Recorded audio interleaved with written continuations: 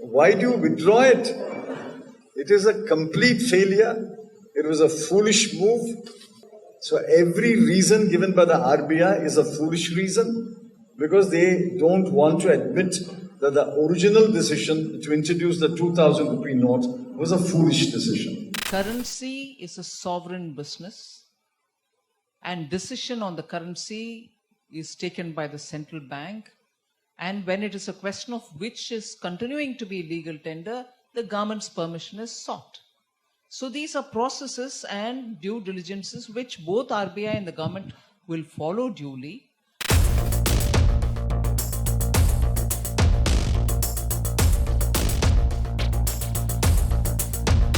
We totally disagree with the RBI's explanation. RBI gave two reasons. The first reason was it was necessary to introduce the 2000 rupee note to meet the immediate requirements of the people. But within 15 days or 30 days of the 2000 rupee note, nobody was using the 2000 rupee note. No shopkeeper was accepting it. No service provider was accepting it. And in fact, if the bank cashier gave you 2000 rupee note, most people returned it and said, no, I don't want the 2000 rupee note, give me 100 rupee notes. So the people did not want 2000 rupee note, which is why 50% of the 2000 rupee notes remains in the vaults of the bank. It didn't even come to the people. People did not accept it. The second reason is even more amusing. The second reason is the shelf life of a 2000 rupee note is 4 to 5 years. If a 2000 rupee note, which does not change hands more than once a day, if the shelf life is 5 years, what is the shelf life of a 100 rupee note? What is the shelf life of a 50 rupee note? What is the shelf life of a 20 rupee note, which changes hands 100 times a day? So what do? Old notes are taken back and new notes. Why do you withdraw it? It is a complete failure. It was a foolish move. And why I say the integrity of the currency system is in question is, tell me any other country which has introduced a 2000 rupee note or a $2,000 note or a 2000 pound note and withdrawn it. Which country has demonetized in the last 50 years? Which country has issued currencies and taken it back? As far as I know, in America, the $100 note has been there for 100 years. The British pound, 50 pound, has been there for over 100 years. So every reason given by the RBI is a foolish reason because they don't want to admit that the original decision to introduce the 2000 rupee note was a foolish decision.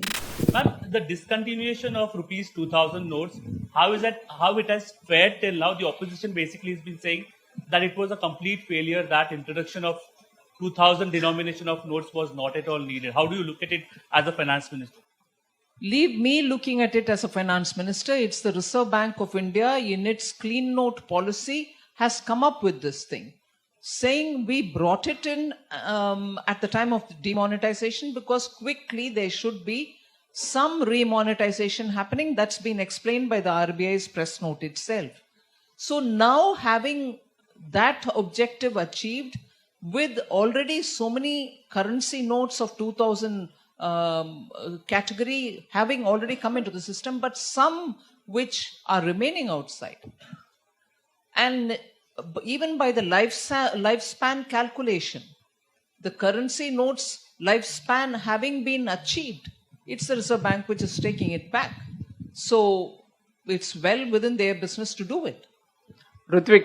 Ma'am, coincidentally, former finance minister P Chidambaram is also addressing a press conference in Mumbai today. And what he's been saying about it is that the decision of introducing 2000 notes itself is a foolish decision, is what he said. So how do you react to it? And another point he has made is that British and American currency are there for over 100 years and the shelf life is for 5 years. So why was it taken back? strictly, he knows very well that these are decisions being taken by the RBI on the 2000 note. So I should presume that these are questions asked of the RBI. They will be able to answer. So, first thing first, currency is a sovereign business, and decision on the currency is taken by the central bank. And when it is a question of which is continuing to be legal tender, the government's permission is sought.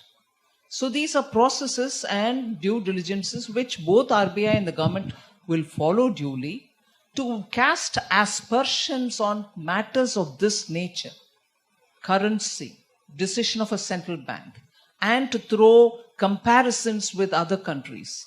Doesn't augur well for a finance minister who's seen it being in the ministry, and to very quickly judge something as being not good, it is foolish, it is wise. A government which lasted for 10 years, in which for a large part he was the finance minister. There are several questions which we raised in the parliament. We've not had a substantial answer coming from them. So I would think it is better for all of us to understand the situation and provide observations which behold people who in such office, which are, how can I put it, which are commensurate with the office that he held, and not be frivolous about commenting and judging things.